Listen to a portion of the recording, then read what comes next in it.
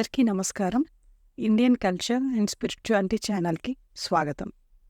ఈరోజు మనం Ramayanam quiz part 1 మొదలు పెడుతున్నాము. ఈ పార్ట్ 1లో 5 ప్రశ్నలు ఉంటాయి. మీరు 5 ప్రశ్నలకి సరైన సమాధానం చెప్పగలిగితే ఉత్తముడు బ్యాచ్ గెలుచుకుంటారు. 4 ప్రశ్నలకి సరైన సమాధానం చెప్పగలిగితే యోగ్యుడు బ్యాచ్ గెలుచుకుంటారు. మీకు ఏ బ్యాచ్ రాబోతుందో తెలుసుకుందామా? మరి ఆలస్యం ఎందుకు? Let us start. మా మొదటి ప్రశ్న, రామాయణం రాసిన కవి పేరు? ఆప్షన్స్: భృగు మహర్షి, వేదవ్యాసుడు, విశ్వామిత్రుడు, వాల్మీకి మహర్షి. కరెక్ట్ సమాధానం వాల్మీకి మహర్షి. మా రెండవ ప్రశ్న, రామాయణం ఏ యుగంలో జరిగింది?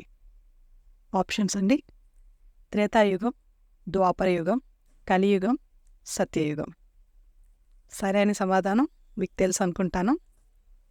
సరైన సమాధానం త్రేతాయుగం. మా మూడవ ప్రశ్న, రామలక్ష్మణ భరత శత్రుఘ్నుల్లో కవలలు ఎవరు? రామలక్ష్మణ భరత శత్రుఘ్నుల్లో కవలలు ఎవరు? ఆప్షన్స్: రామలక్ష్మణుడు, భరత శత్రుఘ్నుడు, ఎవరూ కాదు లక్ష్మణ శత్రుఘ్నులు. కొంచెం ట్విస్టింగ్గా ఉంది కదా, కానీ ఈజీ ఆన్సర్. సరైన ఆన్సర్ లక్ష్మణ శత్రుఘ్నులు. మా నాలుగవ ప్రశ్న, మీలో ఎంతమందికి రాముడికి అక్క ఉంది అని తెలుసా? Very good. దెన్ మీ ఆన్సర్ ఇక్కడ చెప్పండి.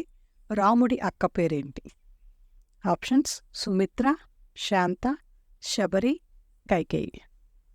సరైన సమాధానం శాంత. చివరి ప్రశ్న, మా 5వ ప్రశ్న, యాగరక్షణ మరియు తాటకిని చంపడానికి ఏ మహర్షి రామలక్ష్మణులను తనతో తీసుకుని వెళ్ళను?